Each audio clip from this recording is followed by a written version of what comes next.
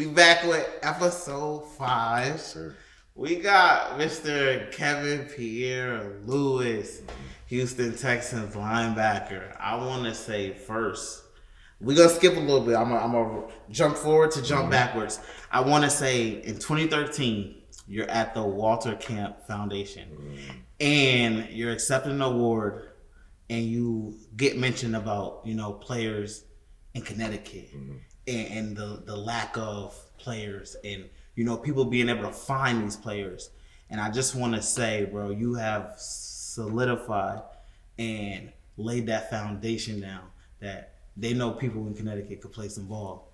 So I want to thank you for coming up here. I want to I appreciate you so much. So what was that like? Let's get into it. What was it like growing up in Connecticut? Growing up in Connecticut for me was a blessing. Yeah. Being able to live in a place where there's a wealth gap for sure, but at the same time it's very intermingled.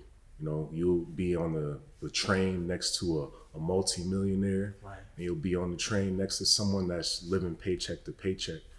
And even though knowing that there was that gap, but that everything is within reach, kind of laid the foundation for someone growing up here, knowing that you might be where you are in life at one point, but something else is within reach. Now it's up to you to reach that. So I've been able to be blessed and learn those lessons from living in a state like this. Absolutely. And what made you at a young age take those were the traits that you wanted to grab and apply to your life?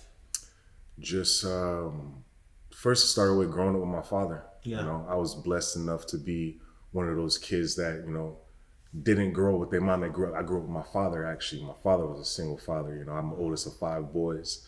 Had little brothers along the way. Right. And watching him grind, watching him stay so laser focused, regardless of what situations in life that came up that he didn't have control over and some that he did have control over. Right. And watching him navigate through life, I was able to understand and be accountable for my own actions and realize, if I want change, I have to do it. Absolutely. No one else is going to do it for me. And I learned a lot from him. And that kind of set the foundation for me in the direction that I wanted to go and to be able to live a life where I could be accountable for my choices and not someone else's. Absolutely. With that, you don't hear too much single fathers. How did that play in the role into your life? And you just spoke on it briefly just now, but how much respect do you have for Dad to show the things that he showed you through life? Because we were just talking about how you said South Norwalk looked into, see it now. What was Dad? What did Dad really mean to you? Dad meant everything to me, man. My father just, I grew up, unfortunately, through whatever troubles that they had. Mother ended up shooting my father. Luckily, he was able to make it through that. Doctors told him, he'll never be able to walk again. Right. But that will that was instilled in him, that he had, that he also instilled in me, right, he was able to walk. Right. I always recognized the man for who he was, but I really appreciated once I got older. Absolutely. Now I'm handling some of the responsibilities that he handled. Never complained about it. He just put his nose down and he got after it. He always figured out the way. Absolutely. Might not have had everything that I needed, but he would find a way to get me the things that are necessary, Absolutely. School was always number one. He kept the main thing. Playing sports was just an outlet for me. He didn't want me running around the streets. His biggest thing was always, hey, I made enough mistakes for you.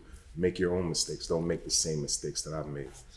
And having a father that was very open, very willing to share, very willing to share his own scars and not hide himself from me. Right.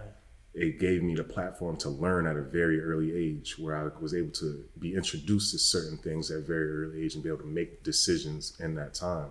Absolutely. And like I said, as I myself have started to handle some of the responsibilities that he was handling when he had me, simple things like rent, being responsible for more than your life, being responsible for other people's lives, and seeing how sometimes I can get frustrated and wonder how I'm gonna figure this out, and thinking, man, this man did this with way less. I sure can. Right. If he can do it, so can I. Absolutely. How can I be better? He always wanted me to be better than he was. Absolutely. And he gave me the opportunity to do that And so I've just been doing my best to shed light and to honor him by my own choices that I make and keep progressing. And then I'm gonna pass that on, pass that along. That's dope. You mentioned sports. When did you realize you love sports? Like, what was that sport that got you hooked?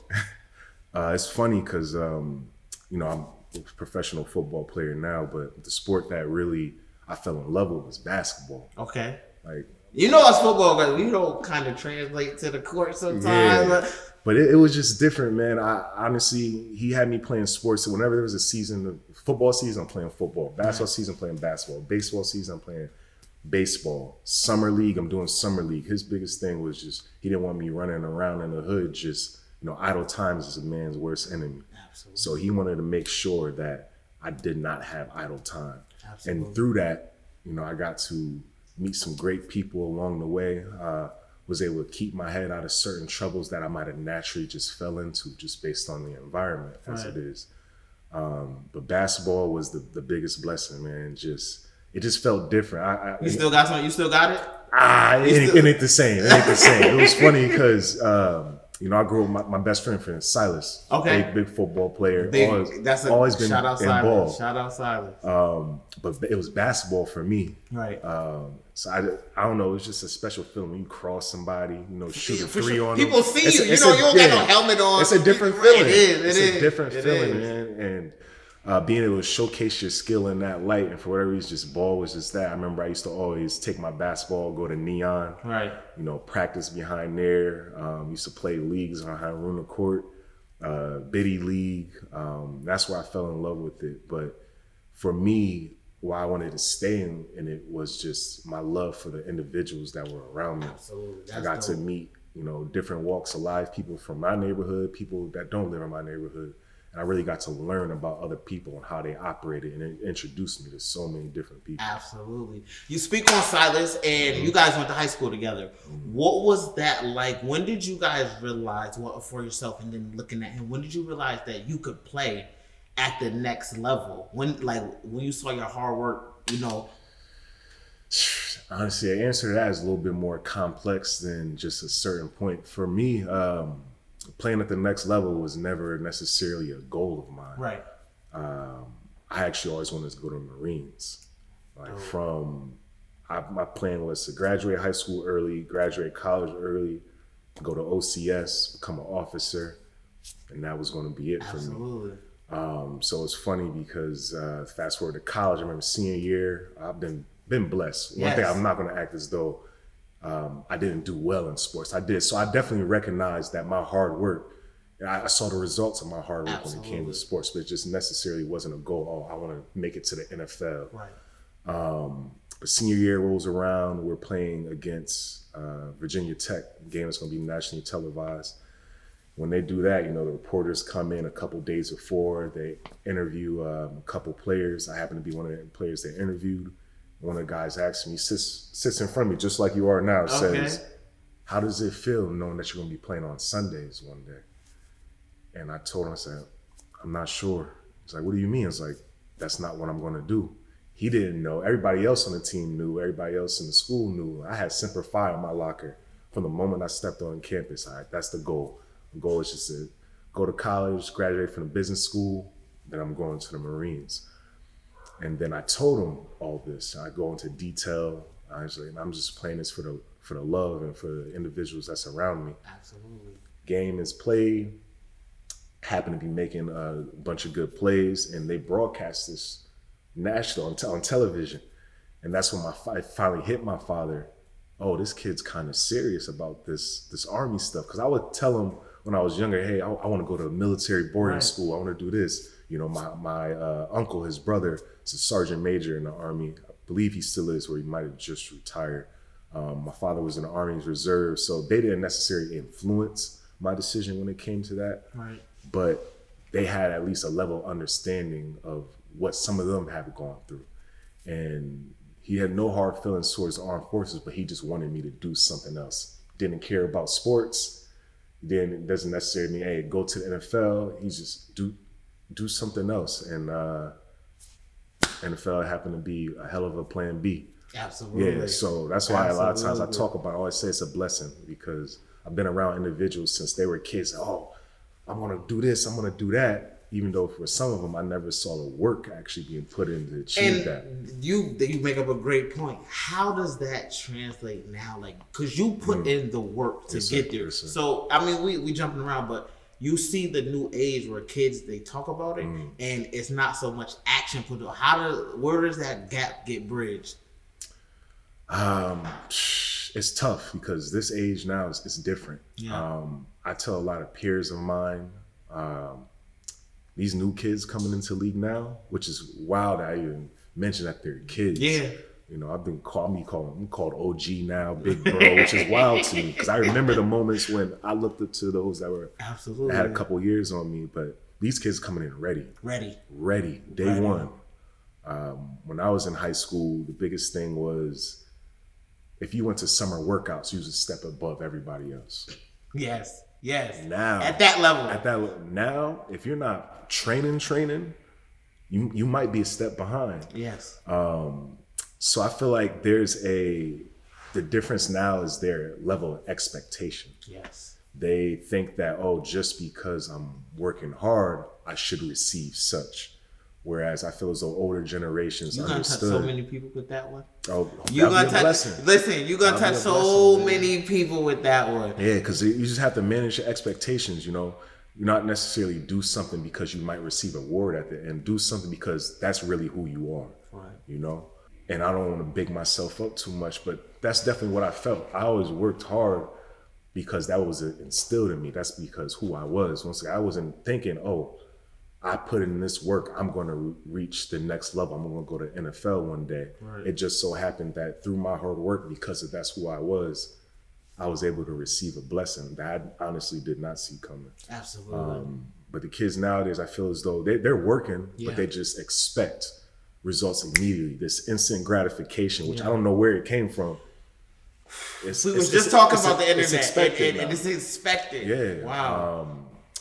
So it's just, I think bridging the gap is just managing expectations. Do things because that's who you are, not because you're going to receive a reward from it. Absolutely. And I think that's the quickest way to close that gap. Boom. I'm glad you mentioned the Virginia Tech game. Fourth quarter. Yeah, my guy. It's winding down. Shout out to my guy, Logan. You make a key interception. You run it back to the crib. What did that feel like? Because it almost like you had a flashback of high school. You running the ball. So what was that like? Man, it feels good to have the ball in your hands. Yeah. You know, I didn't know if I was going to be a defensive player growing up or whatnot. I kind of just brought up in football. I was put where they put me. Absolutely. And I just learned whatever they wanted me to learn. Right. So, you know, growing up in high school, played both linebacker and running back. And in that moment, catching that ball, a lot of people, what's going through your head? The honesty is in those moments, I feel as though a lot of athletes share those because they think, they're thinking these complex things. No, right. I see the ball in the air. First thought is this ball really coming my way? Right. Oh, shoot, it's coming my way. Don't drop it. Don't drop it. Next thing you know, you get the ball in your hand. Just run. Right. And so in that moment, that's literally what's going through my mind. Like, man, it feels good in reaching that end zone. As anybody that has played offense and now plays defense, you know, there's no better feeling than reaching the end zone. You know, that's a point of you feeling completed, at least in the moment. Like, I reached this destination because there's no further to go. End zone, that's it. You reach there, you know, you reap that reward. And it was great. And just how that year was going, it was kind of, like you said, the icing on the cake. I was playing well on defense, games televised, also made some great special teams plays. Absolutely. I feel like that game just came full circle and kind of put a stamp on what my potential is and what I'm capable of doing. So do you feel like, I know you said, the reporter said to you, how does it feel to be playing on Sundays? Do you feel like those was one of your moments when you yourself realized, you know what, the next level of college is the NFL and I could be playing on Sundays? I knew it was a possibility, but I feel as though the natural insecurities that I have and coming from the inner city, you know, I feel as though confidence and our true abilities aren't talked about enough. Right. Everything is, oh, well, you won't be able to do this, you won't be able to do that. Right. So I think I battled some of that, being like, maybe I can, but maybe it won't work out. Right. Self-doubt was big at that moment. So I think I battled with that. Not to cut you off, but how did you come over to self-doubt? Just really recognizing people praising myself. And then I had a moment of thinking, how can someone else that's not me believe more in me than I believe in myself? And really sitting down and realizing where I fall short, where I prevent myself from reaching a different level, from where I prevent myself from progressing, those sense of accountability. Hey, you know what? That's where you came short, not because of somebody else, because of you. You're being in your way right now, not anybody else. And really having those moments to sit down and reflect and really come to solutions as best as I can. And that's what allowed me to push through. Like, hey, maybe you're more than you think that you are. Other people see it. Why don't you? Let's find out now. For sure. So freshman year, all ACC honors. Love. Senior year, all ACC honors. So as a player, now you know the ultimate goal, right? Or what's next is draft weekend. You come draft weekend, selected in the 4th round. And you're not just selected to any team. You're selected to the, Super Bowl champs, Seattle Seahawks. What was that like being drafted by them, knowing you were about to be a key piece to a big puzzle? Man, it was it was interesting. Once again, especially since it wasn't a goal of mine, I kind of didn't know how the day was going to go. Leading up to the draft process, you get calls from different teams. They're asking you, what have you been hearing from other teams? Everybody's trying to get their bit of information. Certain scouts are calling you, hey, we see you. If you're available now, if you're available at this point, we're going to snag you. Right. And so in those moments, you start to naturally feel a little bit good about yourself. Absolutely. You're getting all these calls, and then you soon learn like it's all a part of the business. Right. I had certain coaches from certain teams. They would call me, position coaches, call me every day, every other day. So I'm thinking, hey, these guys are going to be the ones that come and get me. Absolutely. When it came to Seattle, I had one meeting with them at the NFL Combine. They're actually the only team I had a sit-down meeting with. All the other teams, I met with their scouts throughout those few couple of days. And that was the only contact I had with them. Friends of mine said, hell, how cool would it be to be drafted by Seattle? I'm thinking to myself, they have a bunch of linebackers. Their linebacker just won the MVP for the Super Bowl. Absolutely. Like, they will never get me. I laughed. So to fast forward of that day, first time I ever watched the combine, or not the combine, first time I ever watched the draft, because I just wasn't big on football growing up like that. A couple rounds go by, I start seeing a couple selections, coaches that say, hey, they're going to get me at this point. Right. I start feeling good. I'm like, oh, they didn't. They got somebody else. Now I'm comparing myself to whoever they picked. Right. I'm like, you know what? I'm good on this. I actually ended up taking a nap. And I woke up to Kyrie Ford had got picked up. Andre Williams, my homie from Boston College, running back, he ends up getting picked up. A couple of other friends of mine getting picked up. I'm receiving text messages from people like, oh man, this is love. Like, I'm so happy for them. Absolutely. And out of nowhere, I see a 425 number on my phone, and I go, Seattle. I'm like, man, this is some bull. I almost didn't pick up. Right. I'm upstairs in my room by myself. I said, you know what? Let me just see what's going to happen. I pick up the phone with the GM. He's like, hey, how's it going? He's like, how would you like to be a Seattle Seahawk? I tell him, hell yeah. So we go through the process. You talk to all the coaches, and at the end, you talk to the logistics person. All right, we're going to put you on the first flight tomorrow morning.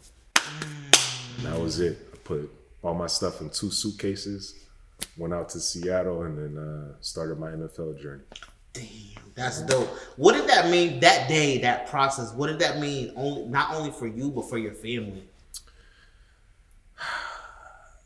As a person that has had a lot of self-doubt when it comes to certain things, it was the start of me realizing certain things are bigger than just me. Once again, it was another time where I saw people believe in me more than I believe in myself. Right. And to see the excitement for something that seemed at that point so unreachable. You have come across a lot of great athletes, people bigger than me, stronger than me, at different points and different levels. And to feel that embrace, it was special. It was special. It was hurt a little bit though, I'm not gonna lie, because, going through, when it came to athletics, my boy Silas and I, we were kind of step every way. Absolutely. I get a scholarship, he gets a scholarship, vice versa. And I wasn't fully able to embrace that moment because even though he was picked up, he wasn't drafted with me. Yeah. And that hurt a little bit, I'm not gonna lie. But to see his emotions, even though when he got picked up, man, that was what sealed it for me in my mind. Well, this is the next step. Can you do this? We'll see. Right. And then the journey started there. The journey starts there, and you're now a part of probably one of the best defenses in the league. What was it like, that culture, being able to learn from the Bobby Wagners, the Richard Shermans, the Legion of Boone, the Cam Chancellors? What was it like being in the locker room every day with guys like that? It was a blessing, even though I keep using that word. It truly was, to be around professionals. For those that are blessed enough to make it to the league, there's a reason why some don't last that long. Right. And I was able to be around a bunch of professionals that really stuck to their craft. I used to watch Earl Thomas go out to practice 30 minutes before. He's practicing 1 step, 2 steps, 3 steps. Cam Chancellor, learning how he practiced his technique with tackling, how he's able to hit people so hard. Watching Bobby Wagner, I've never seen someone watch so much film in my life.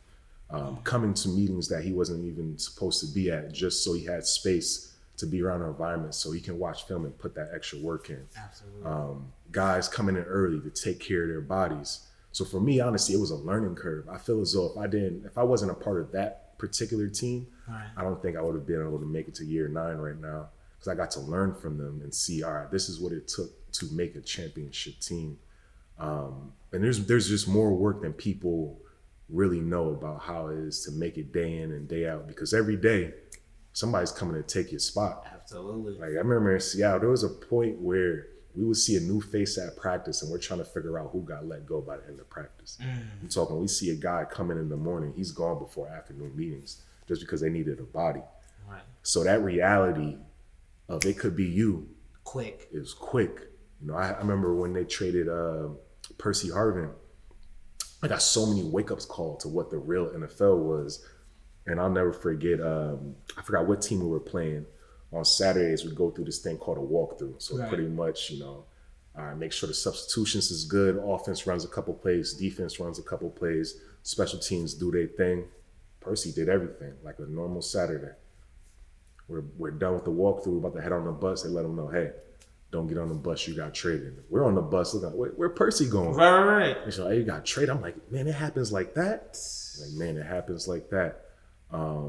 So I got to see so many things immediately as soon as I got to NFL. So it allowed me to, all right, this is how I need to conduct myself if I want to make this a part of my life and stay in it as long as I can. Absolutely. So you go to Seattle, you play with the team like, the Chiefs, the Bears, the Jets. You end up on the Jets.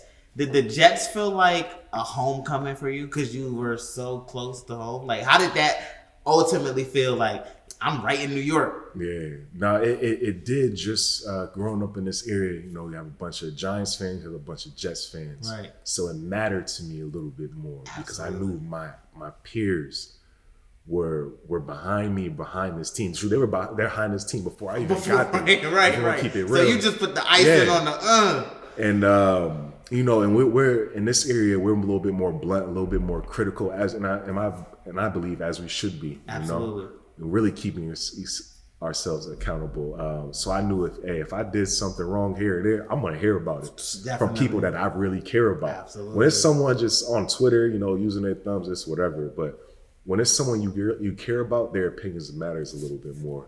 And I was blessed that I was a couple years in. I think that was year 5 when I got to the Jets, because being close to home, naturally, you can easily be more distracted. Right. And I was old enough at that time to make sure I can set certain boundaries that were necessary, really be able to stay focused. Because once again, home was just an hour and a half drive away. Absolutely. So if I wasn't as disciplined, I could go home, do whatever I need to do and come back, and that would have just messed everything up. Absolutely. Yeah. And with being on many different teams, you made a post on Instagram, and it says who you are, and just speaking in front of you, it says who you really are. You said, my jersey selection is about to be crazy. Thankful to represent my name, your last name. Mm-hmm. What was it like just embracing, what?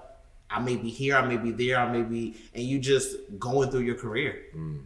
I was able to learn so much. So me going from place to place, besides being when I got traded to Kansas City, all those was my choice. Okay. And there's been pluses with those choices, and there's been minuses with those choices. The biggest takeaway I took from that is the saying, the grass isn't always greener. Yeah.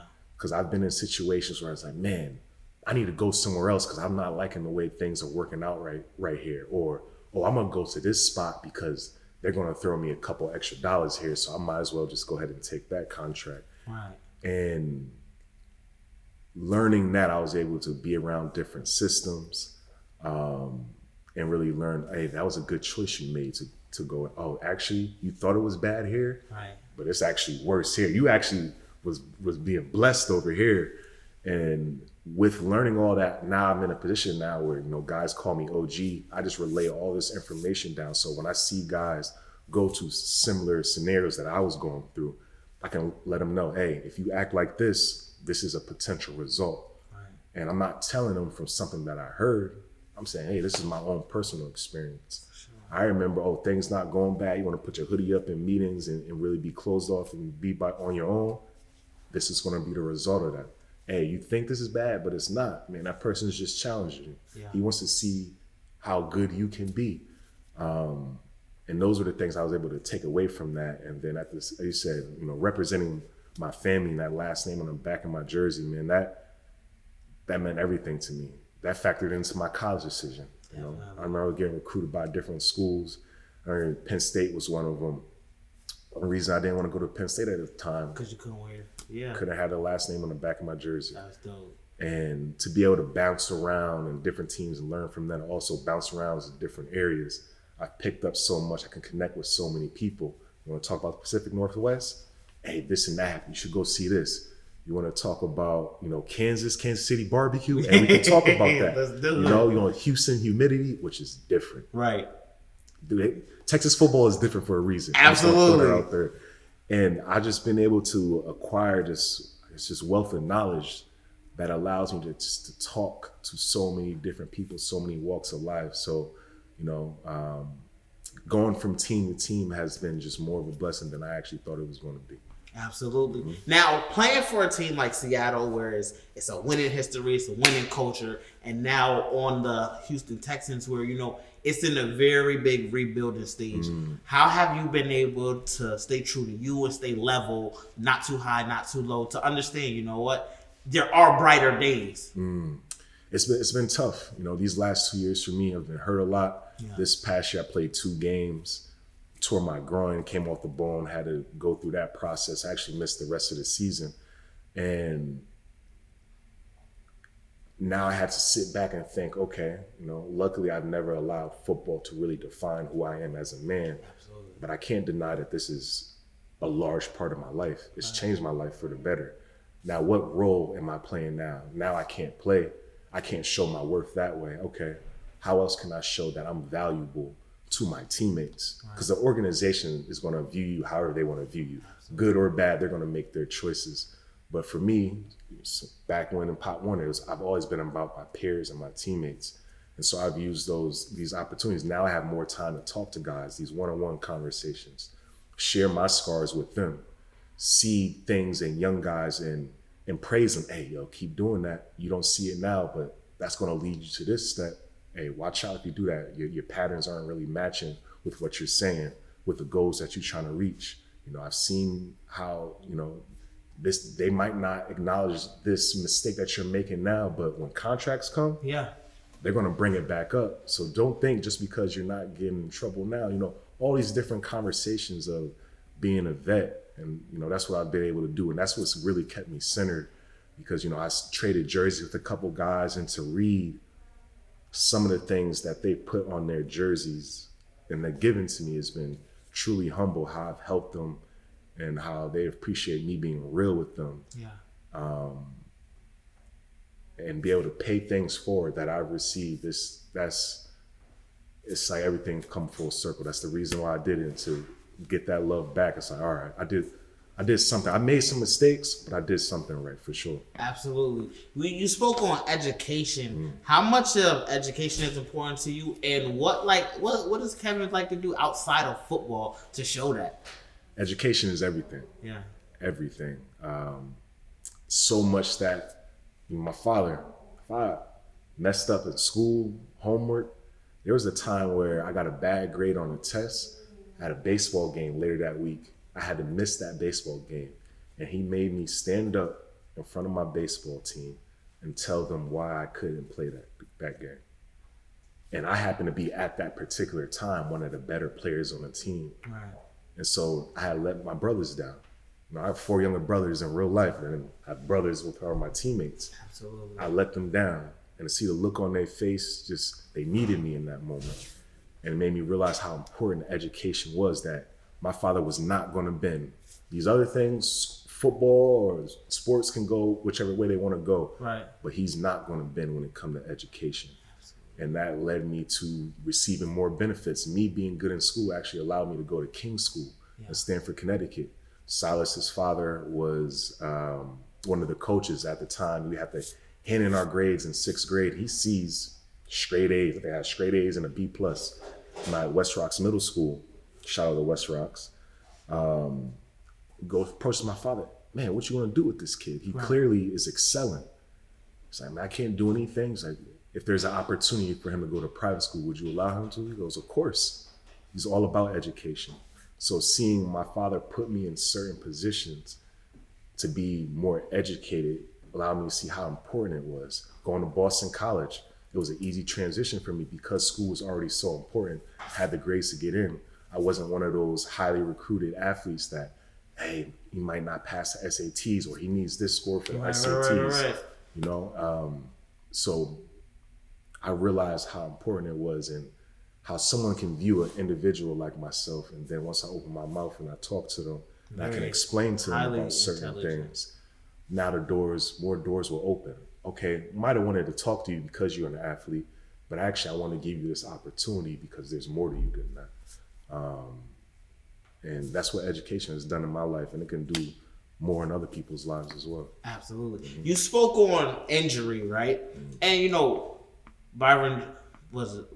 Byron Jones, another Connecticut guy. Yes, sir. He put out a tweet, and you never see it from this angle, but it is a great angle. He was just like, out of all the money, all the grits and grind, sometimes it takes a toll on your body. It sure does. How have you managed to deal with that aspect of, yes, you're blessed, like I'm in the NFL, but it does take a big toll. So how have you dealt with that aspect? There's good days and there's bad days. But ultimately, you have to find your reason why. Yeah. Why are you doing this? Especially a person like me, where the NFL wasn't necessarily my dream. Right. Then okay, then why are you doing this? Why are you waking up early in the morning? Why are you making sure you get the right stuff in your system? The massage appointments, the extra film work, the time away from your family, that cold tub, which I hate the cold tub, but you have to do it. Right. You really have to be in tune with your why. And I would say for the most part, I've always been in tune, but I definitely had moments where, I'm not as in tune in that moment as I should be. Right. And once you just find out your why, then you can always resort back to that. All right, this sucks right now, but I'm doing this for a better tomorrow. Absolutely. Yeah, I'm not sure if I'm gonna be able to do it. It's hot out there. Yeah, I'm gonna go a little bit slower on this rep. All right, well, why are you doing it? If it goes against your goal, you can't do that. Absolutely. Easier said than done, of course. Definitely. But you got to figure out your why, because if you don't have a reason for doing something, once it gets hard, which it will get hard at some point, you're going to fail if you don't have a why. Gotcha. At this point in your career, when you can look at it, where do you feel like, what was your I'm here? What was your I'm here moment? I deserve it. I'm here. I deserve to be here. Let's do it. It happened early for me. In Seattle, once again, still having doubts about myself and my abilities at that point. But then I was getting to a mode of, man, you're here for a reason. Do what you've been doing to get to this point. Right. You're capable. And then I started doing the things I got, always hustling, running to the ball, working on my techniques, coming in early, staying late. And then it started to be noticed about from my peers, which their opinions matter to me. Absolutely. The guys that I go to war with, their opinions matter to me. Hey, I see you working. Slowly but surely, guys kept noticing. Now they're talking to coaches. Hey, you need to put him in. Right. He can do this, And then I had a decent game against the Giants.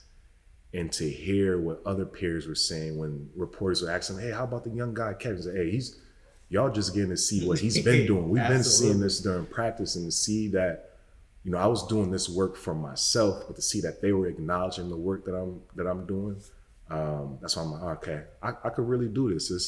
This isn't all it's cracked up to be, not quite necessarily. Like, you are capable. If you can make it here, right. you didn't go this far just to get this far. You can do that. So that was definitely my all right, nah, you just like everybody else, you can do this. And it went on from there. You speak on being on a OG now, big brother, and you give the game out so freely and effortlessly. What was some game that was given to you coming up that stuck with you and made you to the player who you are today? Game that was given to me, that's tough, because I find lessons in everything. Yeah. Or what person? What through this whole journey? What team? Because you play with some dogs. You play with, let's say, Luke Kuechly. Let's say Khalil Mack. You play with some heavy hitters, some smart IQ guys. So when you can look back, what stood out the most? Alex Smith. Dog. Yeah. Dog.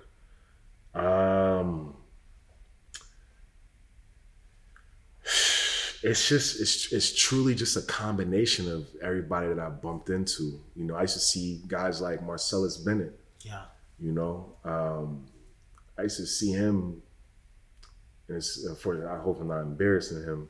He'll come to tears before games. He got pictures of his daughters in his hand.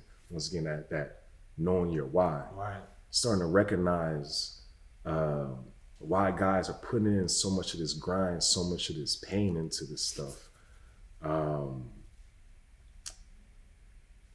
Man, it's just to see those guys just never quit and never give up. Man, it's just Tommy, like I said, Bobby Wagner, Earl Thomas, Michael Bennett, Cliff Averill, always working on the skill, the communication that they had back and forth. Next year I get traded to Kansas City. Eric Berry, coming back from cancer. And that dude would have a whole practice going 100%. Next thing you know, end of practice during training camp, he's doing ladder drills for 30 minutes. He just no quit. Right. Just no quit. Seeing guys are just special talents, like I mentioned Percy before. Percy was so fast and powerful. We used to have these GPS tracker things that when he would make certain cuts, they would register sometimes as contact, Once again, it's being around everything, it just made everything in reach. Right. So there's not one particular person or one particular moment. It's a accumulation of all these moments pieced together that I'm able to dish out as an OG now and put people on game and show them different examples of, why I was able to see why certain people were the way that they were. Absolutely. With high school, college, and even in NFL, you always received high regards, high rewards, right? What was it like, high school player of the year, college ACC player of the year, NFL, y'all get to the big dance and you come up short. Man, What does that do for a young guy? What does that do for your mental? And how did you use that lesson, the ultimate lesson? Man, that moment, first of all, being a part of Super Bowl is, once that ball gets kicked off, I always see, man, it was dope, man. It was dope. But what a lot of people don't know about that, freaking, once the play goes in, which I don't really have a opinion on the play. Right. You know, I just think Coach Carroll was doing his thing. Absolutely. He made a decision and it didn't work out. Absolutely. Because if it did work out, we'd be having a different Exactly, story. you know? So it's that gamble. When things go bad, everybody has an opinion. Absolutely. But there have been a lot of times he'll make a questionable call and it works in our favor. Absolutely. Well, I guess in their favor now, but at the time, our favor. I just think it made a call and it just didn't work out. But I remember when the call came in, our backup quarterback, rest in peace, T-Jack, Tavares Jackson, he starts losing it. We're at the 30-yard line because we can't pass the 30 when you're on the sideline. Right. Offense is out there, whole defense, we going crazy. Crowd's going nuts. We see T-Jack, he's bugging out, man, what's going on? What's going on?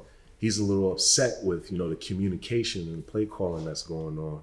So like, man, what's going on? What's happening? Right.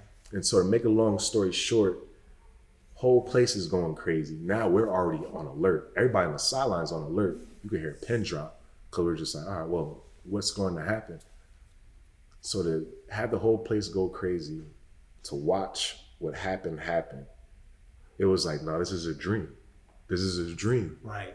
Wow. This was a dream. Because as a fan sitting back watching that game, you didn't even realize things like that really do happen. So I can only imagine in that moment. I learned so much because I remember I told people my biggest takeaway from that wasn't the result of it. It was seeing like real dogs break down and cry.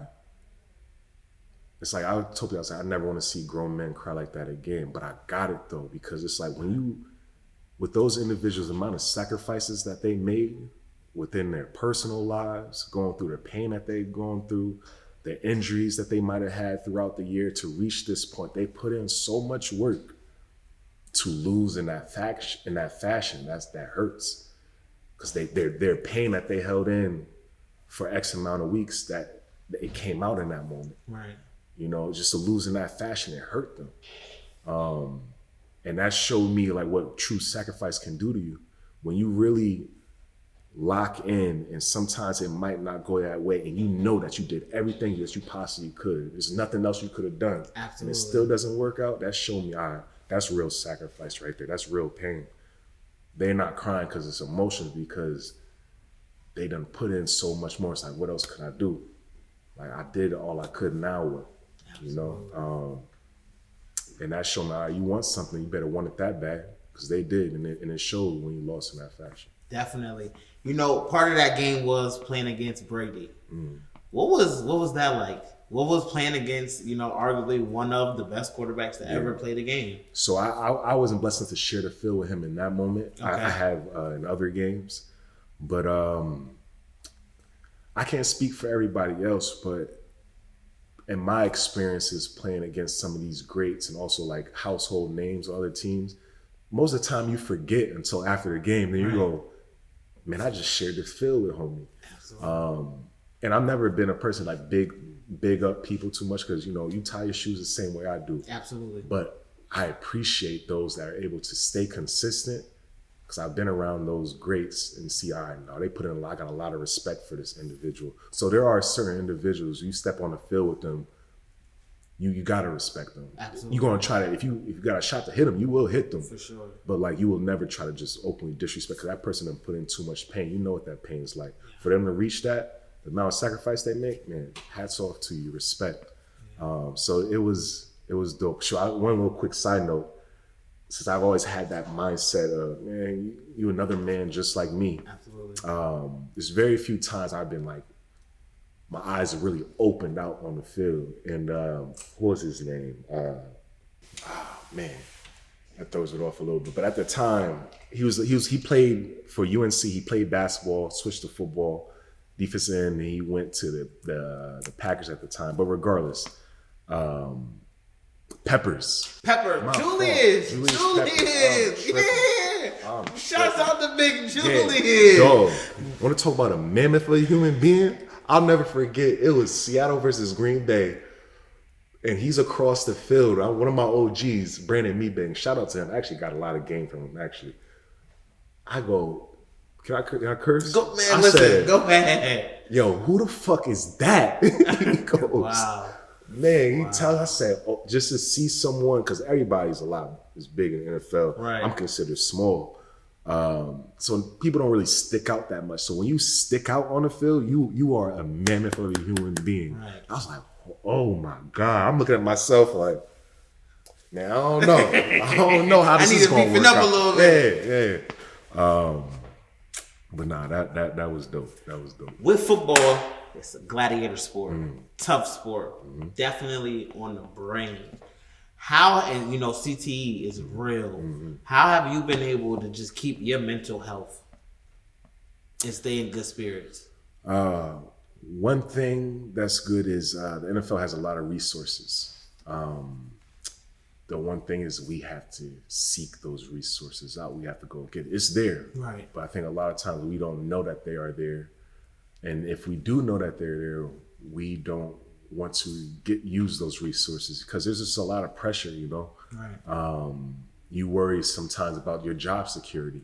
All right, if a team knows that I'm going on, I have this going on in my life, are they going to cut me? Right. Should I reveal that? So sometimes things like that prevent us from seeking help. I've been blessed enough to be vulnerable, and I've talked openly about my battles with depression, and I was able to get those resources and understanding, hey, there's a lot of guys going through certain things in the league, not just guys on the NFL, but staff members, right. Peers outside of football, outside of work. And through that, I've been able to have organic conversations with people. So my meditation has really just been life. Just having these conversations, understanding what someone else might be going through and talking to them. Okay, we have that in common. Right. And sometimes I get to recognize, hey, Kev, man, that was just a bad day. Yeah. That's all that day was. That was just a bad day. And those bad days are what happened. And I'll be able to separate those bad days from the days that were real, meaning like, no, that wasn't a bad day. Right. That's something that you need to work through. If you need help, that's something that you need to find someone to talk to, find that close-knit group of who you can share these things with, and be centered. And by being open and vulnerable, I realized that I myself have been a light to so many people. So in my darkest moments, I have to realize I have to uphold myself for the next person, because if I go down, it's not just one person going down. There might be a couple more that go down because I was their light. Right. And so to continually have these conversations and do my best to stay consistent when it comes to meditation, when it comes to being very goal-oriented, having daily checklists, doing whatever I need to do to eliminate the fluff around life so I could keep the main thing and stay focused. That's what helps me. And that's an ongoing process. Absolutely. And I've had moments in my life where I realized, okay, I did this, I'm good. And I realized things start going bad again. It's like, actually, no, it's not something where you'll do for a little bit and then everything will be fine. No, you have to put in that work every day. Right. Every week. There's no letting up, because you have to keep working. This is not something where you'll reach a certain point and it's all taken care of. And that's easier said than done. And I make sure I hold myself accountable to that and understand when I do fall short, that wasn't anybody else's, that was me. Now the power within that is, okay, if that was me, that means that if I make better choices, things will happen better. So just trying to do my best to stay consistent with that. With fighting depression, people will say like, what was he going through? He's an individual. They would look at you Very as true. your status. Very true. What were some of the things that you were facing so people could understand, I'm just a human just like you? For me, it was never really a thing of, at least that's not how I saw it, a thing of, oh, this is what I'm going through and this is the reason why I'm feeling certain types of way. Because there's a lot of times when things are going perfectly fine. Right. And so for me, I had to learn, it was a true chemical imbalance. And I had to recognize that. And by recognizing that, I was able to really think about those moments of being down and recognize it for what it was. And hey, this is just a down moment right now. It's not who I am. Shouldn't lead to other things. The things that people might look at my story and see, okay, this is where he might have been depressed. To me, if you know life only one way, it doesn't really bother you much. Like I'll never forget, I had a roommate in the NFL. When you're young, the first 2 years, you have a roommate. Okay. They don't do that anymore. When you have away games, home games, and we used to share a bunch of stories, life things. Hey, my mother shot my father. Father's trying to make ends meet. This and that. Some of the, as I don't like to say, the typical things. Growing up young and black in the hood. And I'll explain certain life things that I've gone through. I remember he had a moment, he told me, he said, man, I appreciate you. I'm like, why, what for? He goes, man, to do all that you've done with all that you've been through and still make it here and be the man that you are, man, that's crazy. And I paused him. I said, yeah, I've gone through some things, but I can't say they really necessarily bother me. I only knew life one way. Yeah. So that was just normal. Yeah. So it didn't affect me. Now I look at you, for example, said, your parents got divorced. You grew up with something that was taken away from you. I just never had anything. So I don't know the feeling of having something taken from me. You do. So don't discredit your own story just because mine sounds worse, That's a gem. And so that's why, some of the things I've gone through, I can't really pinpoint things are going. I'm sure they played an effect on how I responded to certain things, but they were definitely not the reasons of me going to having depression and going through the depression episode. It affected how I responded to it. Absolutely. Yeah. So what advice, you're an OG in the game, long career. What advice can you give to the up and coming players or just people in general? We talked about this. The number one thing is be accountable. Put yourself in a position where things are going in any direction because of the choices that you have made. Right.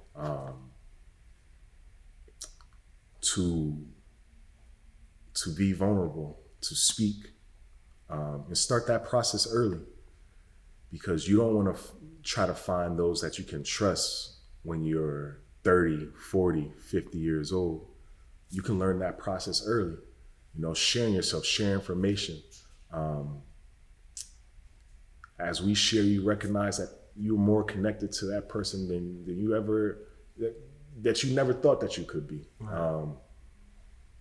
I learned that from Boston College. We had this thing called 48 hours. And a bunch of icebreakers as freshmen go to it. You sign up. And at that point in my life, I was at a point where I'm not going to speak up. You don't know what I've been through. Absolutely. It's just me. These people don't understand. I'm at a school like BC. I'm thinking for the most part, a bunch of rich kids. They haven't gone through struggle. Then there's this thing called a fishbowl. Mediator puts a chair in the middle. It's about 250 freshmen, 300 freshmen sitting in the auditorium, and it's just a moment to speak. And I watched individuals start to share their stories. People that I probably would have judged at face value. You don't look like me. You haven't gone through what I've been through. Right. And hearing what they've actually gone through, and I started to recognize, man, I'm not alone. And I only found that out through conversation. If those people never shared their stories, I would have never known. Them sharing their lives helped me to recognize that me sharing my life will help someone else. So the next person they're sharing their lives is going to help the next person. And we'll be able to get to that point where things become more fluid. You can be able to decipher what's real and what isn't. Right. What's a bad day and what's a day where, no, you need help. I feel like at this point, things are kind of too intermingled, and you have to eliminate the fluff so you can get to the point that you need to get to. Absolutely. We were speaking earlier, and you said how important the journey is. And that's a very thing that's important to you. And even not seeing yourself you know, the NFL was never your destined part of your destiny. Yes, You feel what I'm saying? You didn't actually make that a goal. What can we see that you would love to indulge into after that? So I graduated from Boston College, went to school for finance and marketing. The next step will be unsure of, but while I was in the NFL, I did a bunch of job shadowing internships because I didn't have the opportunity in college. So I did one at Microsoft, was in Washington, Redmond, Starbucks, the corporate office, a bunch of different things. I've always been active with talking and learning things from people, getting resources. Ideally, one thing I would love to do is wear a suit and tie every day. Because to me, those are the heroes. I said that growing up. Yeah, I said, yo, my biggest cool thing guys to me is suit and tie going into the city. Yeah. But times are changing though. Right. Which we gotta recognize that's not necessarily what's necessary to achieve those things. Right. But that's still a part of me. I still look up to things like that. Absolutely. But some of the things I'm into, like hobbies, for example, I crochet. Wow. Yeah, you know, I've made different things, blankets, you know, ponchos, real artistic.